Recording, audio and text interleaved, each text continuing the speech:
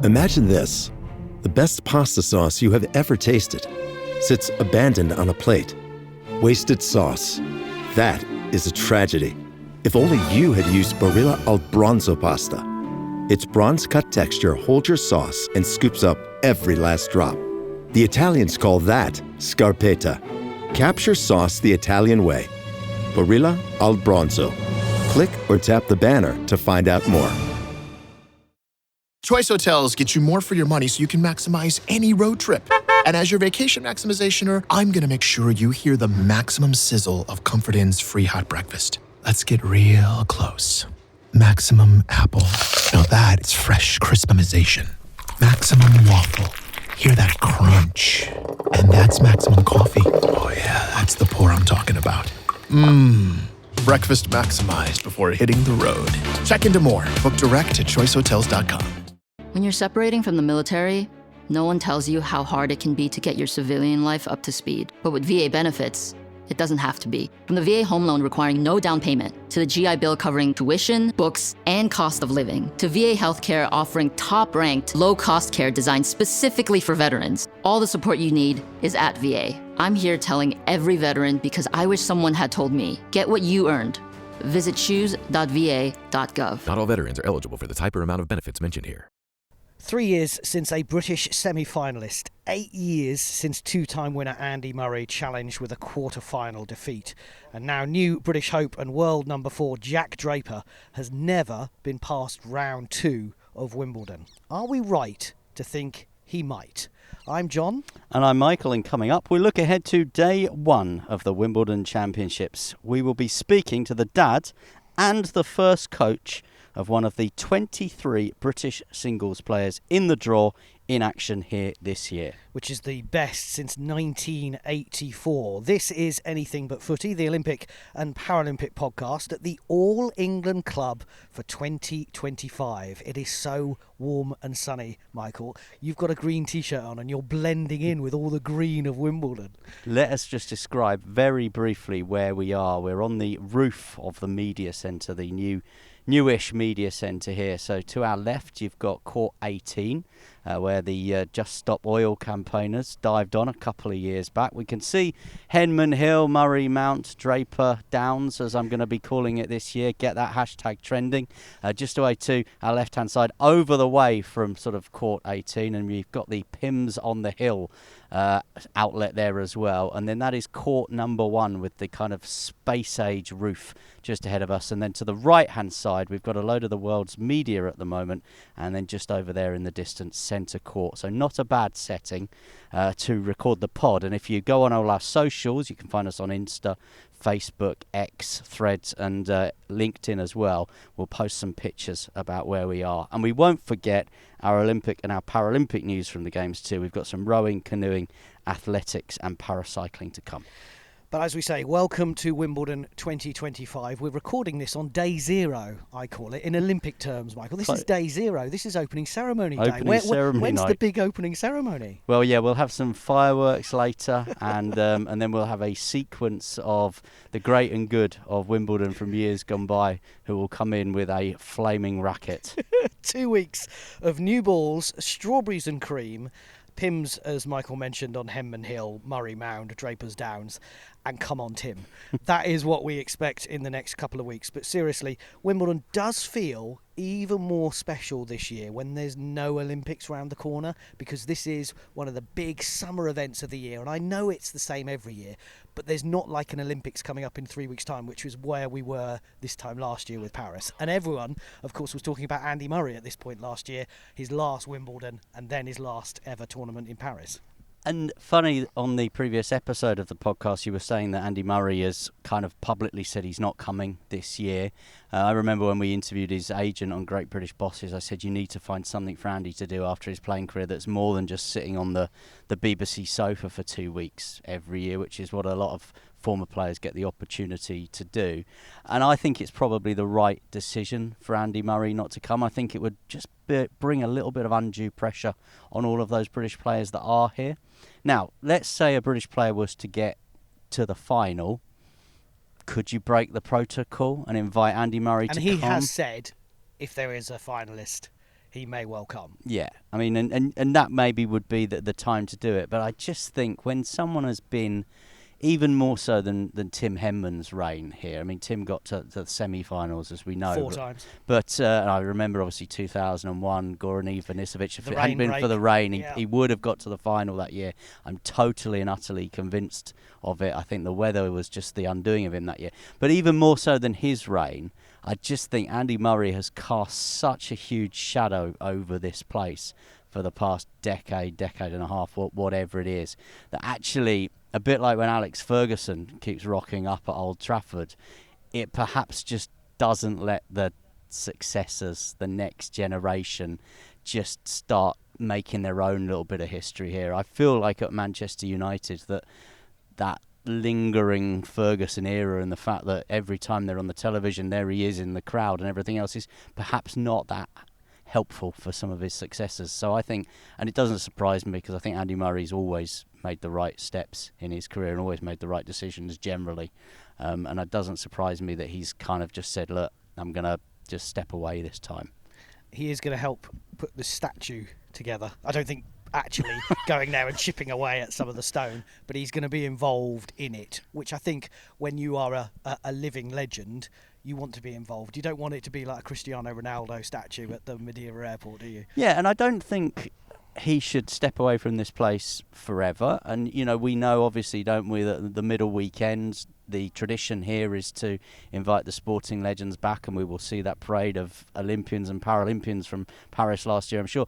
And, you know, I'm absolutely certain that in years to come that Andy Murray will get that opportunity, be invited back to centre court, sit in the royal box, get that applause, get that ovation. But I just think if he was here wandering around now doing the telly, doing the radio, or flogging wares for the various sponsors and things, I just don't think, one, he needs it, because there would be a circus around him, because everyone would still want to speak to him, not the other 23 British players in the draw. And I don't think the Championships needs it. We've started the first 5 minutes of the podcast talking about Andy Murray, who isn't even going to be here, as we say. But as you mentioned, 23 Brits. Yeah, and let's talk about some of them. Let's move on from Murray Mania. Jack Draper, he's the one, isn't he? He's the one that a lot of people, I think, and we said it in the last episode, are pinning the hopes on. From a male point of view, he's maybe the next one on the thread, if you like. Well, is he? But yeah, that's the question, is he? That's the question for you. Because, as I mentioned at the start, he hasn't progressed past the second round here, ever. He's a US Open semi-finalist, as we saw in 2024, so he's progressing. And the reason I think why we're so excited is mainly because some of those stats that I read at the top, which was, it's been 3 or 4 years since Cam Norrie was in a semi-final. Andy Murray got in a quarter-final in 2017. We want something. We want to feel like, can we get a British player right into that second week and into those quarterfinals and semi-finals? So I can see why Jack Draper is being held up as that. He's the world number 4. He's playing brilliantly. He was disappointed at Queen's, losing in the semi-final, but he had tonsillitis and he said he wasn't feeling 100%. But he's got better and better. And you think a year ago at Wimbledon, he lost, as I say, didn't progressed from the second round. Then he came to Paris and the Olympics and lost in the first round in the singles to the American, so that he was playing Taylor Fritz. So, but he's got better from then on, and so I can see why we're all saying Jack Draper is the new Andy Murray, because Andy Murray's not here. But I think it's unfair. Yeah. Because is he better than Djokovic, Alcaraz, Sinner? The US Open semi-final, he lost in straight sets to Sinner. You would expect, even though he's the same age as Alcaraz and Sinner, and they're 1 and 2, and he's 4. I just wonder at the moment whether it's such a big leap from 4 to 1 or 2 or 3. Yeah, it is a huge leap, and whether that leap is achievable in the next fortnight, probably not, I would suggest. And he's playing Sebastian Baez of Argentina in the first round, who is world number 38, and he was world number 18 last year. So on a very similar trajectory to Jack last year. Jack kind of kicked on from now. He's gone slightly back. So, but these are players who can beat each other, and he's got to beat him, and then he could play Cilic in the second round. And if he wants to get to the final in the second week, he's going to have to play Djokovic in the quarterfinal probably, Sinner in the semi-final, and Alcaraz in the final. So this is what I'm saying: is how realistic is it that we are putting our hopes of a men's singles finalist here at Wimbledon this year through Jack Draper? It feels really tough. In the women's draw, are we pinning similar hopes on Emma Raducanu? Well, not according to her. No. Okay. So she's been speaking at the media conference this weekend here at Wimbledon, and she said, don't expect much. She says she's managing her back injury, so her back injury is not 100%, but then she also said that no athlete is 100%, but she is managing that, and I think we saw that at Eastbourne and at Queen's. She could win a couple of rounds, but as we saw at the French, when she comes up against Schwintek, she's just being outclassed. Again, it's that level with the top of the women's game with where Emma Raducanu is, where she's now, of course, the British number one, and rightly so, because she's playing incredibly well. And this is only her 4th Wimbledon. Yeah. Don't forget. You think Raducanu's been around for so long, but she hasn't. And she's only 22. And I just wonder whether, again, she's managing expectations slightly. She's going to play Ming Zhu of Great Britain, and she said this is a dangerous opponent because this is a 17-year-old kid from Swansea who is world number 300 odd, has only won one professional match in Nottingham a couple of weeks ago in her career, but she's got nothing to lose, while Raducanu's got everything to lose. Yeah, and we've just been to see the women's defending champion, and importantly she's here, and she's definitely here, we saw her, Yeah. but importantly she's playing. Yeah, Barbara Kavechkova pulled out of Eastbourne with a thigh injury, and she said in the press conference, I hope it'll be fine on Tuesday. I've had 2 days rest. I'm getting better each day, and I'm looking forward to coming on centre court as defending champion. It's called Ladies' Day in Wimbledon history, the second day of the championships, the first Tuesday of the championships, because the defending women's champion always comes on first on centre court. So hopefully we will see her in action, actually against the young Eastbourne runner-up from the Philippines. So it's going to be a tough match. Ayala from the Philippines is her opponent, and as I said, had a great run down at Eastbourne. Brits in action on day one then? What's the order of play is out? Yes. So, Katie Bolter is on centre court, and she's got a tough draw like Jack Draper. I think we mentioned Paula Badosa of Spain, the 9th seed. So, but she's on centre court after Alcaraz plays Fognini. So, I think Fognini's 38-year-old flamboyant Italian. It could go either way, but you would expect that to be a straight sets win for Alcaraz. A quick match, so you would expect Katie to be on mid-afternoon. It's going to be hot. Centre court starts at 1:30. Don't forget UK time. Number one court at 1 o'clock. All the outside courts at 11 o'clock on day one. So Bolter's got a really tough draw. Like we said, Raducanu and Zhu, and then Sonny Cartel is on court 3 at 11 o'clock in the morning, and we know how hot it is now standing here. When they're playing that on the courts, lower level, it's going to be more than 30 degrees on those courts. She's got a really tough draw in Yelena Ostapenko as well, former French Open champion. So huge kudos to Cartel. She's in the world's top 50 for the first time a few weeks ago. I think she's just dropped down to world rank number 51. But she's from Sid Cup. She's a 23-year-old, and you just hope that she can maybe get the ball rolling in her 4th Wimbledon as well, which she's played as many times as Emma Raducanu, which is quite scary in itself. But lots of other Brits are in action. Billy Harris, we've got Oliver Crawford, we've got Harriet Dart, we've got Henry Searle, the former boys champion, and Cam Norrie. I mentioned him as a semi-final. He's on court 18. He's second on court 18 against 37-year-old Roberto Batistuta Agut of Spain, who had a good Queen's Club as well. So really tough match for Cam Norrie. But I wanted to talk about, on the podcast, 21-year-old Oliver Tarvet, because we mentioned him in the last episode. He's a kid from San Diego University, a kid from St Albans, Albans, and he grew up learning his tennis from the age of 6 at the local tennis clubs in St Albans, at Batchwood and tennis, which you used to play when you were a kid. I remember Batchwood mainly because Kiss nightclub was there. That's my abiding memory of Batchwood. It's not playing tennis. We used to play tennis at Harpenden Tennis Club near the swimming pool. Yep. That's when the swimming pool was outdoors. But yeah, Batchwood was more about the nightclub and that era of my life. Maybe if I'd concentrated more on the tennis, who knows? You've been playing here back in the day. Batchwood now being turned into Back in the day, I know.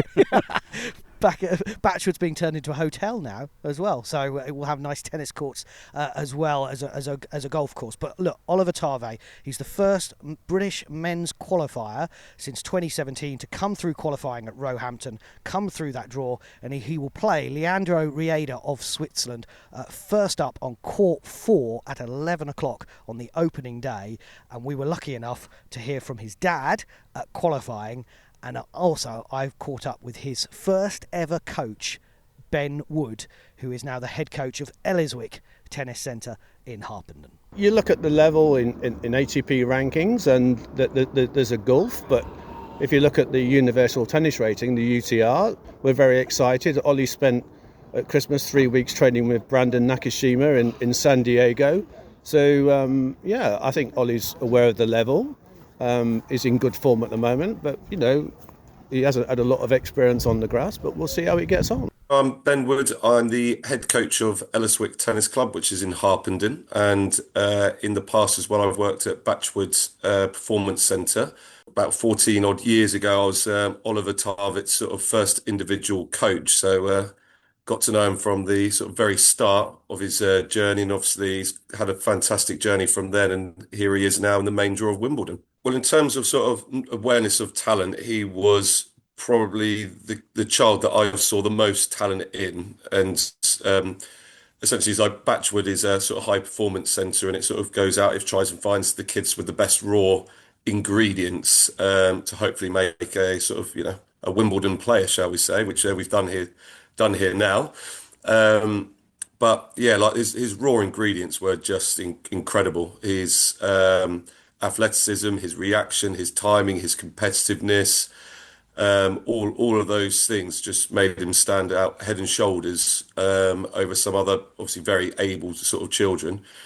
I mean, in terms of sort of starting off when you're that age, what you're trying to do is put the fundamentals in place. So the key techniques to sort of give them the grounding to sort of move up through the sort of the tennis ladder, because when he was starting off then, it was just on a very little mini court with a sponge ball, and sort of off you go. So you try and sort of build it up. But what I do remember with Ollie, because if you've watched any of his matches, he's fiercely competitive. And I can assure you, as a 5-6-year-old, he was also fiercely competitive. And you try and explain to a 5-6-year-old why doing something different with their swing is in their best interest in the long term was quite difficult for a child that was winning majority, if not all, of the matches that he was playing. So as a coach, a little bit sort of challenging to try and get the groundwork sort of in place, but obviously you've got many years ahead, and he's obviously got some fantastic technique now after the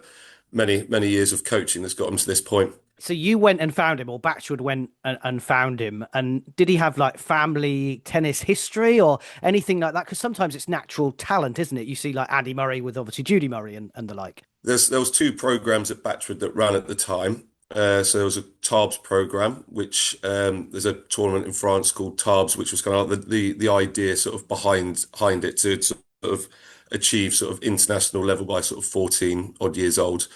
And there was a program underneath it sort of called sort of mini aces. So the idea of that was like a big pool of kids, and then sort of try and sort of find the best ones to then sort of move them into Tarbes. So Ollie started in like sort of the mini aces sort of program, and it was one of the first kids that I was sort of working with there. So I was quite a young coach as well. I'd have been 22 years old, only sort of my second year as sort of coaching. So I was sort of learning the ropes a little bit myself. So I was sort of working in that program at the moment with a little bit on the sort of Tarbes side as well, sort of learning and building up. Like I said, like it was difficult because I saw a lot of potential raw talent in him, but the Tarbes program at the time, they sort of wanted a certain type of player that fitted the mold at the time. So quite good learners was a very, very important thing. So they kind of learnt technique a little bit quicker. So he was a little bit behind. So I'd sort of quite fight for him at the time, sort of say, no, this kid is good. So ironically, even back then, he wasn't even in the top one initially. It took a little bit of time to get him into the top group, and then, well, then it took over from there, and he sort of excelled all the way through. Isn't that interesting that you're not necessarily the best at that age, but if you have, and you said he had that determination already, that actually you can, if you really want it, push through. Yeah, no, exactly that. So he didn't. He wasn't the best learner, and I'm sure Ollie would have, if you get a chance to speak to him, would say that about himself to start with. So he was. I mean, Brad Gilbert would have been proud of him. Winning ugly was sort of the kind of like the motto, sort of do it any way you can to get over the line. Uh, so yeah, it was a little bit different in that sense. But then as you started going on to like a bigger court, the importance of technique to keep winning becomes more important. So it's a little bit of an easier sell to aim to a child that just wants to win at all costs. That you need to do this on your forehand, you need to do this on your back or your serve to win. And that was kind of the thing that sort of gets him excited. How long did you coach him for, Ben? It was only a couple of years. So he was one of the earlier ones that I started with when I was there, and I sort of worked with him all the way through. And then another coach, sort of Jamie Fallis, started working with him. There was a coach there, and he worked with him until about 14 years old, and did an exceptional job with him as well. So he was then sort of, I think they said, well, Alan Jones, he sort of moved on to an academy after that, and then obviously onto his, I think San Diego is the university he's at now that he's sort of got 1 year left to go with. How proud does it make you feel? Because he's the first British man to qualify for Wimbledon since 2017. I think he's going to be the lowest ranked player in the whole of Wimbledon. I think he's 719th in the world. He's British number 33, but he's obviously got a big career ahead of him. He's only 21, as you say, another year left at uni.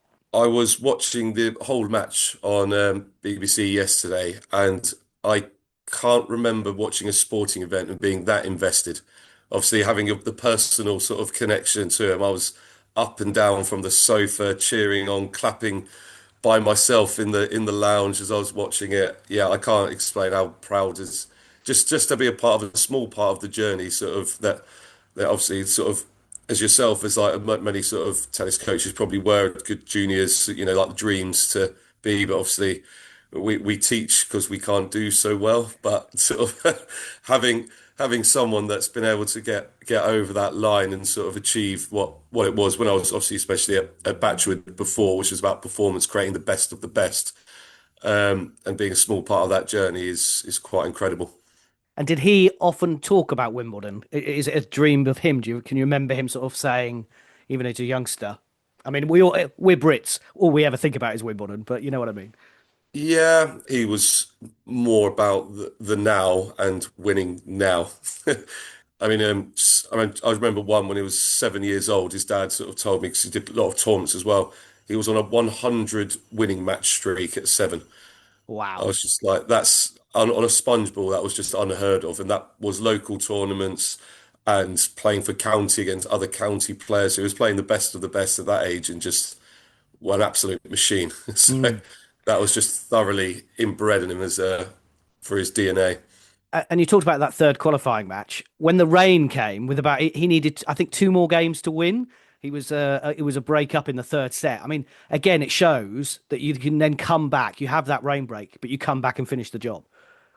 Oh, that was phenomenal. You did wonder how obviously the importance of it, how it affect him sort of coming off. You've seen it in many Wimbledon matches before where we saw sort of Tim Henman and other things in the past with the rain. So you did wonder how it would sort of come, but he just came back with just unbelievable focus, determination, and he actually just flew away after the rain break. He was fantastic.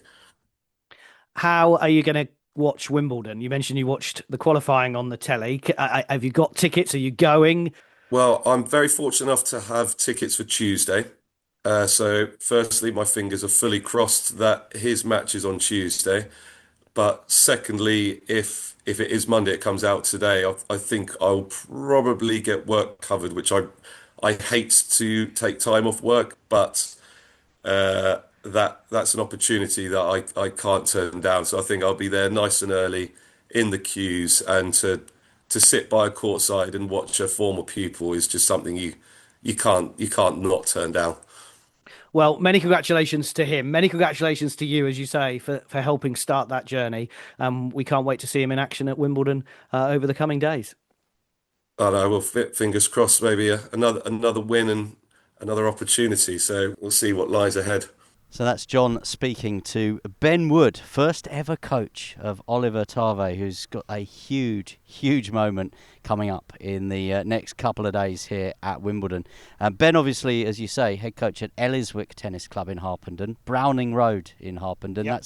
That's where I played some of my early tennis. So we go back to what a missed opportunity my career was, coming through the same club. But what a remarkable record. 100 wins, was that? When he was 7, yeah. When he was 7 years of age. So, I mean, maybe unlike me, the writing was on the wall that this was going to be Oliver's destiny one day. This is Anything But Footy, the Olympic and Paralympic podcast. We are talking to you from SW19. We're at Wimbledon. It's a glorious day. We can see court number 1. We can see Henman Hill. We can see centre court as well from our vantage point. We'll be talking more about Wimbledon very shortly, and we'll also bring you the very latest news from the games. This episode is brought to you by LifeLock. Between two-factor authentication, strong passwords, and a VPN, you try to be in control of how your info is protected. But many other places also have it, and they might not be as careful. That's why LifeLock monitors hundreds of millions of data points a second for threats. If your identity is stolen, they'll fix it, guaranteed, or your money back. Save up to 40% your first year. Visit lifelock.com/podcast for 40% off. Terms apply. This is Anything But Footy from the All England Club at Wimbledon. I can see the City of London and all of the tall buildings. Yep. Right through. It's so clear where we're recording today that you can see right across the skyline of London. And the Shard, I think, might be over there. Haven't seen any strawberries and cream yet, though. Do they only bring that out tomorrow? Well, has your wallet come out yet? I think that's more a rarity. I was rather hoping to get some complimentary ones. Well, yeah, maybe when the actual tennis starts. A small cup of Sprite. Maybe when the tennis starts. We're here at the All England Club looking ahead to, of course, day 1, day 2 of Wimbledon, and some big other names to keep an eye on, particularly on day 1. I mentioned Carlos Alcaraz opening up against Fabio Fognini, the defending champion, of course, Alcaraz. On court number 1, we have the number 1 seed opening up, that Anya Sabalenka, against Carson Brandstein of Canada, the world number 197. So I wouldn't expect Sabalenka to struggle too much in that match. And it's actually followed by Jacob Fernley and João Fonseca. Now, Fernley, of course, is a 23-year-old from Edinburgh. He's the British number 3 behind Jack Draper. In fact, he's the British number 2 behind Jack Draper and ahead of Cam Norrie. And it's a really tough match, as I mentioned in the last podcast, because Fonseca is an 18-year-old from Brazil. He's the youngest ever, 10th youngest ever ATP Tour winner. That he won the tournament down in Argentina. So that is second on court number 1 for Jacob Fernley. Certainly someone to watch out on that one. Jasmine Palini, the 4th seed in the women's draw. Taylor Fritz from the USA, the 5th seed in the men's, also in action on day 1. And Aussie Australian Open champion Madison Keys is also playing on the first day. So we have, of course, Coco Gauff, who we haven't mentioned yet as the French Open champion. She's here as the number 2 seed. But we've also got Madison Keys, who won that Australian Open. It's surprisingly to some people, but the Australian does sometimes throw up different winners. But it was good to see her getting that Grand Slam that she deserved. So we've got 2 of those champions. And Sabalenka, as I say, who has previously been the dominant force in Australia. Can she try and win her first Wimbledon title this year? So she starts her campaign on court number 1 first up. You mentioned obviously where we are, the vantage point here. We're stood on the roof And the one thing that actually does strike me from this vantage point, and we've got a brilliant kind of sort of 360 view of the entire complex, and I'm sure this will be a discussion that comes up, certainly with Debbie Jevons, the chief exec here of the All England Club, and I'm sure it will be a conversation that we have more over the coming weeks, but plans for Wimbledon to expand, because from this vantage point, you can just see kind of how hemmed in this site is, isn't it? And I don't think, probably when I was growing up and watched Wimbledon on the TV, you probably didn't get that sense, as I watched some children rolling down the hill at the minute, and I watched the people cleaning some of the seats on court 18, but you never really, I don't think, got that sense about sort of how close we are into sort of a very suburban setting and lots of houses and a couple of tower blocks as well. So the expansion of the site, I think, will be something we talk about. In the same way, every year I go and cover the World Snooker, we always talk about what the future is for the Crucible. I think we'll be having similar sort of conversations about this site. Well, it's even more important this year because the second Tuesday, Wimbledon are actually in court, because the local residents are appealing the decision by the Mayor of London to approve the expansion. So on court, they'll be playing tennis. In court, they'll be fighting for their expansion, as you rightly say, into the golf course that they built. And look, we're going to talk, as you say, a bit more detail. We're going to try and find some journalists who know a bit more about it than what we do, and how the expanse will change this, because qualifying, which is currently in Roehampton, would be held here as well. But we both went to Roland Garros, and for me, I love Wimbledon, and always will. But Roland Garros had the wow appeal. Everything was taller. It looked bigger and grander. Does that make sense? In comparison to here, and I can see now why Wimbledon say they do need to expand. Yeah, I think what you've got obviously is a couple of fantastic show courts here. And then actually when you get out into the grounds and you see some of those outside courts, you're essentially just into a grid of tennis courts, a little bit like, this is maybe sort of slightly exaggerating, a little bit like you would in a municipal park. Just, it's courts back to back with very little facilities in place there for people to kind of go and watch. And part of that is the joy, and part of that is the tradition, and part of that is the reason that this tournament is special. But we also know, here we are in 2025, that you need to have facilities for corporate partners. You need to have bigger and better facilities for the media. This media centre is relatively new. It was built as a reaction to that.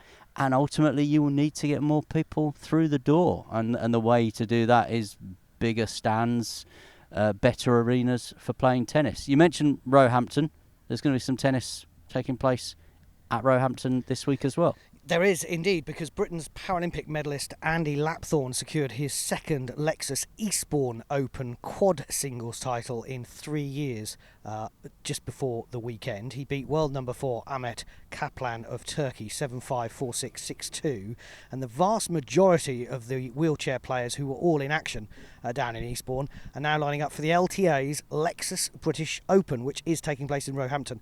As Michael says, it's from Monday for the week. It's the highest level international wheelchair and junior tennis tournaments in Britain outside of Wimbledon. Of course, the wheelchair players will be in action in the second week here at the All England Club. The junior competition gets underway on Monday, June 30th, and the wheelchair draws commencing on the Tuesday. So interesting that they are creating this event. I think it's the second year they've held it at the same time as Wimbledon, and maybe there are some people who won't get into Wimbledon that could actually jump on a train and go to Roehampton.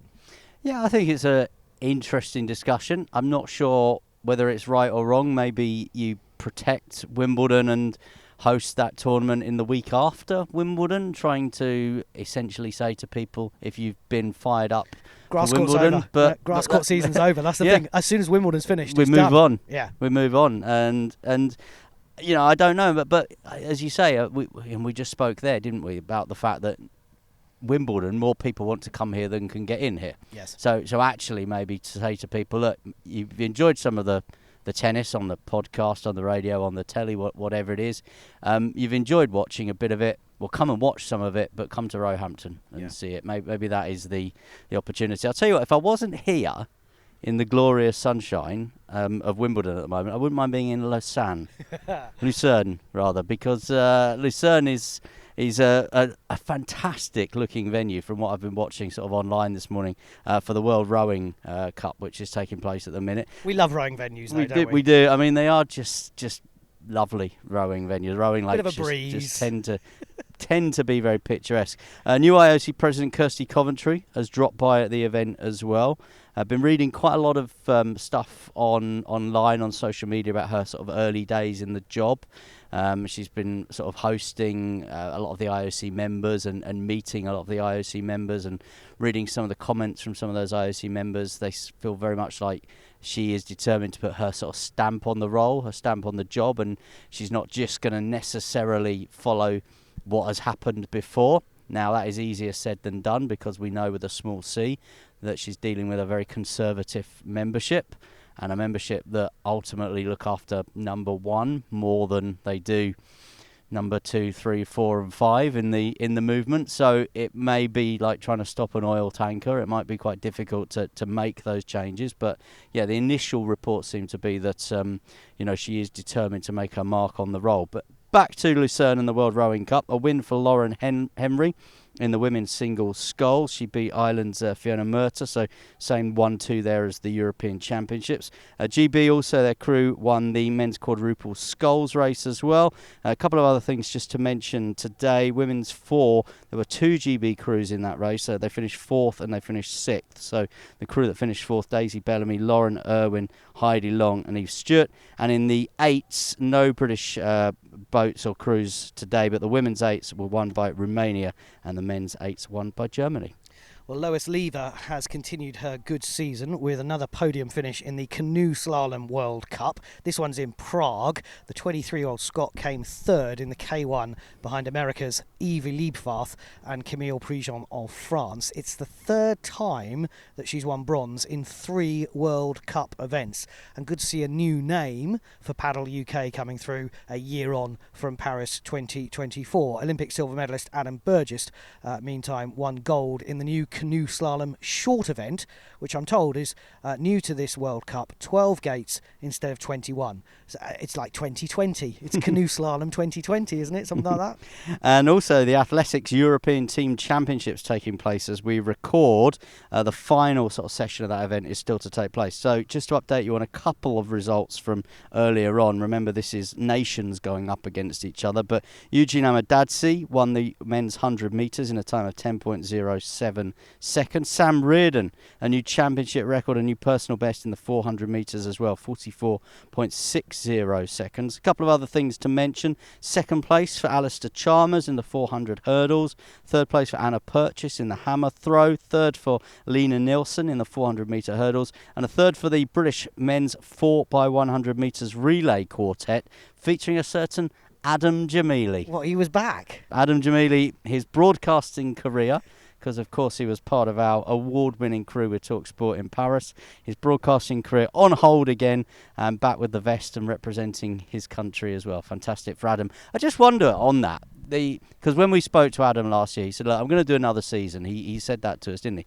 And he's fit, he's well, he's training. And actually, I just wonder whether mentally, knowing that it's maybe the last season for him, and takes that little bit of pressure off himself and just starts enjoying it again, because I think the way injuries have impacted him at some real key moments of his career, that now just to just think to yourself, I am coming to the end, and he knows he's coming to the end. I'm not speaking out of turn when I'm saying he's coming to the end, but actually now he can just go out, enjoy what he's doing, pass on his undoubted knowledge to some of the younger members in that team as well, because we know that he knows so much about his discipline, his sport as well. And I think this could be more than just a kind of a farewell lap of honour for Adam. Yeah, I think you're right. And going back to where we stand here at Wimbledon, and we talked about Emma Raducanu, she did say, actually, I just want to enjoy it.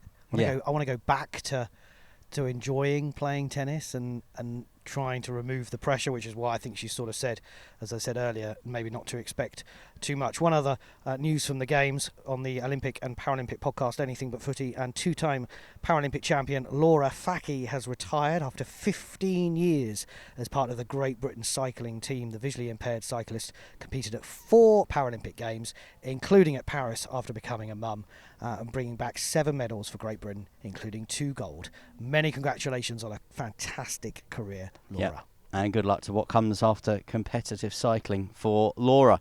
And do you know what? I know we are talking a lot about Wimbledon because we are here and the tennis is about to get underway, but it's just lovely to be sat here chatting about rowing and canoeing and paracycling. And tennis is an Olympic sport. And athletics. And yeah, of course tennis is an Olympic sport. We will always look at tennis through that kind of Olympic lens, I think. We will always look and refer to the Olympics when we talk about tennis. But just how nice in this year, this post-Olympic year, which can be quite a difficult year, I think, for a lot of the national governing bodies, for a lot of the athletes. What are we going to do? Where do we go? But lovely to be saying names like Lena Nilsson and Alistair Chalmers, these names that just tripped off the tongue and came so easily to us a year ago. And now we're back focusing on their achievements again on Anything But Footy. And this is Anything But Footy at the All England Club for 2025. The championships are about to get underway. We will be here and bringing you updates. Make sure you follow us on all of our social media for the very latest. But it is day 0. It is opening ceremony night. So we're going to go and raise a glass and look ahead to Wimbledon, which starts tomorrow. This podcast is part of the Sports Social Podcast Network.